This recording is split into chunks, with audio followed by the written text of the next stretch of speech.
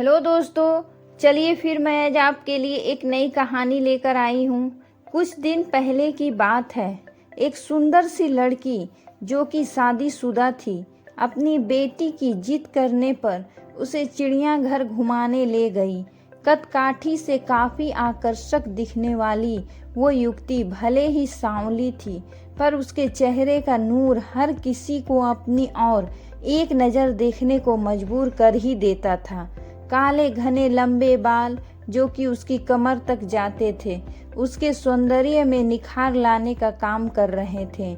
उसके साथ में उसकी छोटी बेटी थी जो कि उसकी उंगली पकड़ के बारी बारी से अलग अलग जानवरों को उनके बाड़े के आगे जाकर देख रही थी और कभी हंसती, कभी मुस्कुराती, कभी अपनी माँ की ओर देखती, खेल रही थी।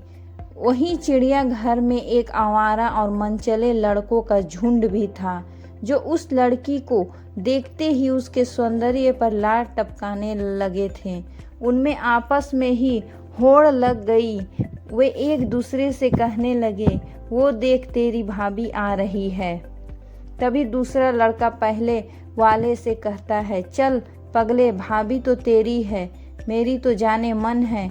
ऐसे भद्दे और अश्लील कमेंट्स करते हुए वे लड़के उस लड़की के आगे पीछे घूमने लगते हैं, लेकिन वो लड़की उन बेशरम लड़कों को इग्नोर करते हुए अपनी बेटी के साथ मस्ती करते हुए आगे बढ़ती जा रही थी। अपने प्रति कोई भी प्रतिक्रिया ना देखकर वे लड़के अब और भी ज़्यादा जोर शोर के साथ उसका पीछा करने लगते हैं। एक लड़का जो सबसे ज़्यादा जोश में था, आगे जाकर शेर के बाड़े वाले पिंजरे की छत पर कूदकर बैठ जाता है और गाना गाने लगता है, तेरा ध्यान किधर है, तेरा हीरो इधर है। उसकी और कुछ इशारे भी करने लगता है। लड़की को अभी भी उसका गाना तनिक भी विचलित नहीं कर रहा था। ऐसा लग रहा था मानो उसे कोई फर्क ही नहीं है, ये क्या कह रहे हैं। वो तो बस अपनी बेटी के साथ मस्ती करने में मस्त थी। लड़की का ध्यान अपनी ओर आकर्षित करने के चलते जो उछल कूद कर रहा था, वो गलती से शेर के बाड़े में अंदर जा गिरा।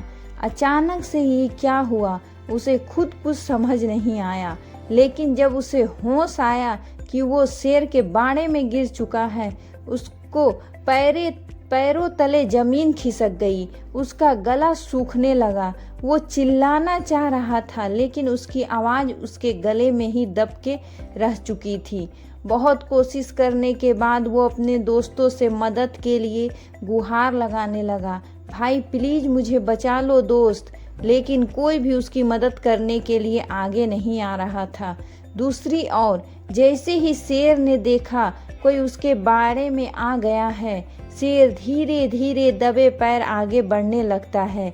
शेर के चेहरे और उसकी आंखों का खौफ देखते ही लड़के का हाल बेहाल हो गया था। उसे तो लगा था शायद ये उसकी ज़िंदगी का आखिरी दिन होगा। बाड़े के बाहर बहुत से लोगों की भीड़ इकट्ठे हो जाती है और सब लोग उसे बाहर आने के लिए चिल्लाते हैं, लेकिन आगे बढ़ के कोई भी उसे बचाने के लिए नहीं आता है। शेर आगे बढ़ रहा था, तभी भीड़ में से आगे आते हुए उस लड़की ने अपनी साड़ी का एक किनारा जल्दी से बाड़े में फेंका और चिल्लाकर कहा, जल्दी से पकड़ो। लड़की ने अपनी पूरी साड़ी उतार दी और बाकी लोगों की मदद से एक छोर पकड़ी रही। दूसरे छोर को पकड़कर वो लड़का किसी तरह से अपनी जान बचाने में कामयाब हो गया। जैसे ही वह बाड़े की दीवार कूद के बाहर आया, वहाँ पर मौजूद सिक्योरिटी गार्ड ने गरजते हुए कहा, तुम्हें होश भी था कि तुम क्या कर रहे थे इस खूंखार शेर के बाड़े के पास? अगर ये बहन तुम्हारी मदद करने के लिए आगे ना आई होती तो तुम अब तक इस शिकारी शेर के पेट में चले गए होते।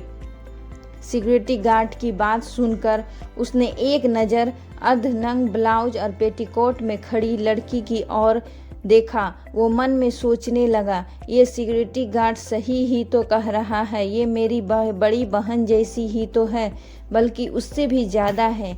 एक बहन ही तो है जिसने अपने भाई की जान बचाने के लिए अपनी इज्जत की परवाह किए बिना अपनी देह से साड़ी उतार कर मेरी रक्षा की। लड़के ने हाथ जोड़े और उस लड़की के पैरों में गिरते हुए माफ़ी मांगने लगा। बहन, मुझे माफ़ कर दो। मैं कुछ देर के लिए भावनाओं में बह गया था और अपनी मर्यादा को भूल गया था। मुझे माफ़ कर दो। आपने अपनी इज्जत की परवाह किए बगैर मेरी जान बचाने के लिए अपनी साड़ी तक उतार दी। आगे से मैं किसी भी महिला को अपनी माँ और बहन की नज़र से ही देखूंगा। उस लड़की ने अपने पैरों में पड़े लड़के को पकड़ के उठाया और मुस्कुराते हुए कहा, भाई भी स्त्री की इज्जत उसके बदन पर लिपटे चंद वस्त्रों में नहीं होती और ना ही उसके किसी विशेष अंगों में होती है। ये हम इंसानों की मानसिक विकृति है जो उसे जबरन इज्जत के साथ जोड़ के देखते हैं, जबकि सच्चाई तो ये है कि स्त्री की इज्जत उसके आचरण, उसके चरित्र से जुड़ी होती है। उस सुंदर सी दिखने वाली लड़की के आकर्षक मुख से इतनी मर्यादित और भावपूर्ण शब्द सुनकर वहां मौजूद भीड़ तालियां बजा उठी। दोस्तों, अगर यह कहानी आप लोगों को पसंद आई तो प्लीज़ मेरे चैनल को सब्सक्राइब कर दीजिएगा और लाइक का बटन भी ज़रूर दबा दीजिएगा। धन्यवाद।